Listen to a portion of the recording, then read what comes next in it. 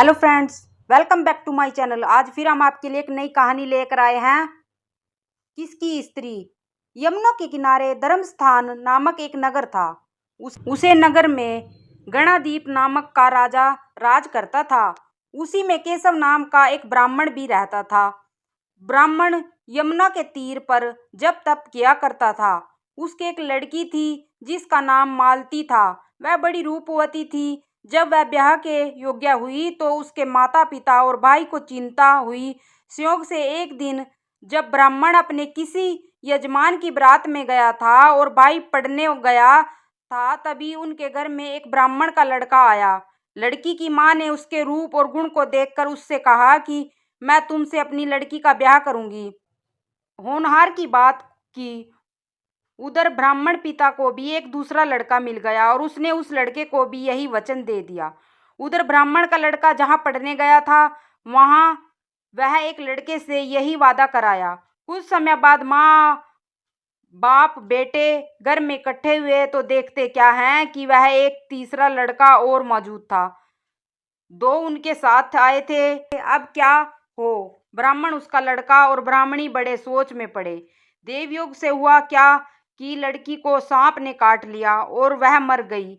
उसके बाप भाई और तीनों लड़कों ने बड़ी भाग दौड़ की। जहर झाड़ने वालों को बुलाया पर कोई नतीजा न निकला। सब अपनी अपनी करके चले गए। दुखी होकर वे उस लड़की को शमशान में ले गए और क्रियाक्रम कर आए। तीनों लड़कों में से एक ने तो उसकी हड्डी चुन ली और फकीर बनकर जंगल में चला गया। दूसरे ने राख की गठरी बांधी और वही झोंपड़ी डालकर रहने लगा। तीसरा योगी होकर देश देश घूमने लगा। एक दिन की बात है, वह तीसरा लड़का घूमते गमाते किसी नगर में पहुंचा और एक ब्राह्मणी के घर भोजन करने बैठा। जैसे ही उस घर की ब्राह्मणी भोजन परोसने आई कि उसके छोटे लड़के ने उसका आंचल पकड़ लिया।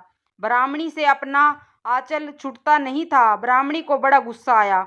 उसने अपने लड़के को झिड़का मारा पीटा, फिर भी वह ना माना तो ब्राह्मणी ने उसे उठाकर जलते चूल्हे में पटक दिया। लड़का जलकर राख हो गया। ब्राह्मण बिना भोजन किए ही उठ खड़ा हुआ। घर वालों ने बहुतेरा कहा पर वह भोजन करने के लिए राजी न हुआ। उसने कहा, जिस घर में ऐसी राक्षसी हो उसमें मैं भोजन नहीं कर सकता। इतना सुनकर वह आदमी भीतर गया और संजीवनी विद्या की पोथी लाकर एक मंत्र पढ़ा। जलकर राख हो चुका लड़का फिर से जीवित हो गया। यह देखकर ब्राह्मण सोचने लगा कि अगर पोथी मेरे हाथ पड़ जाए तो मैं भी उस लड़की को फिर से जिला सकता हूँ। इसके बाद उसने भोजन किया और वही ठहर गया। जब रात को सब खा पी कर सो गए तो वह ब्राह्मण चुपचाप वह पोथी लेकर चल दिया।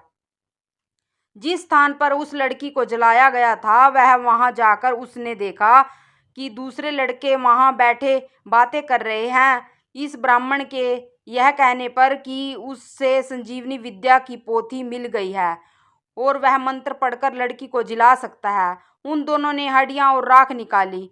ब्राह्मण ने जैसे ही मंत्र पढ़ा वह लड़की जी उठी।